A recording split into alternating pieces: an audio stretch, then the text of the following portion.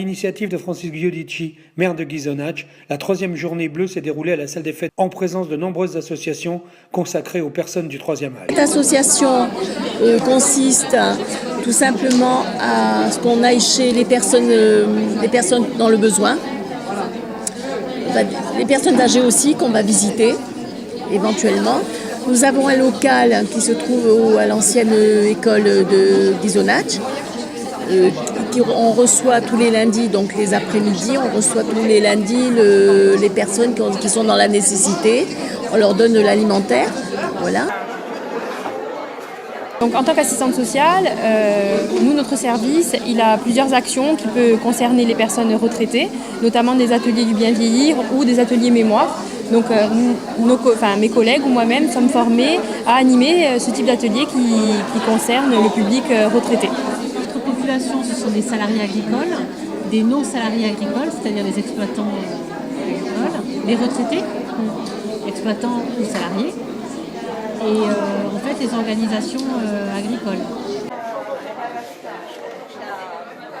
Ça fait déjà 3 ans d'organiser des journées bleues, donc c'est des journées où différents intervenants peuvent venir expliquer un peu, présenter leurs services et expliquer un peu tout ce qui va dans le cadre du mieux vieillir et l'accompagnement des personnes âgées.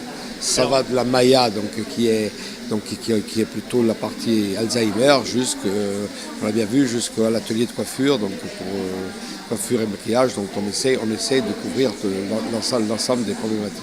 Le problème gérontologique et d'accompagnement des personnes âgées est quand même un problème qui est important et qu'il faut soutenir.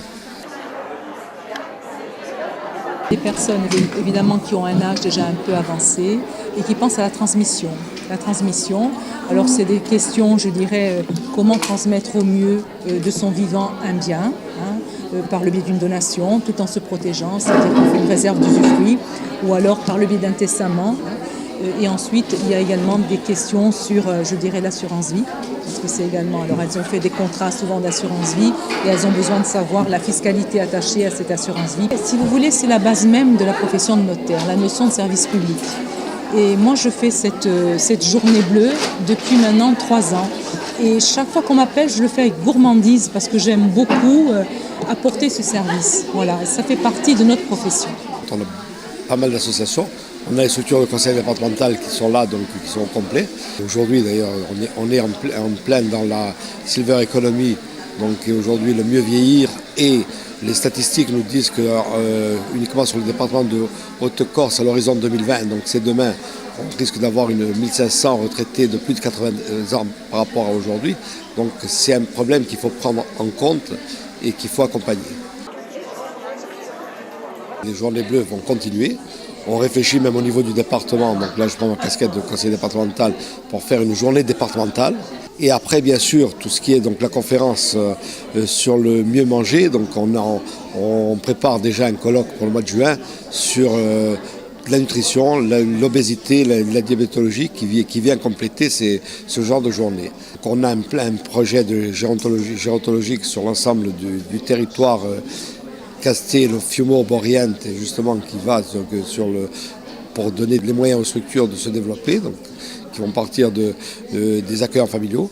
Donc on essaie de développer les accueillants familiaux, une résidence senior valide qui sera construite à Ghisonaccia, l'EHPAD qui sera transformé en résidence de service, et bien sûr on réfléchit à la construction d'une nouvelle EHPAD digne de ce nom, donc médicalisée.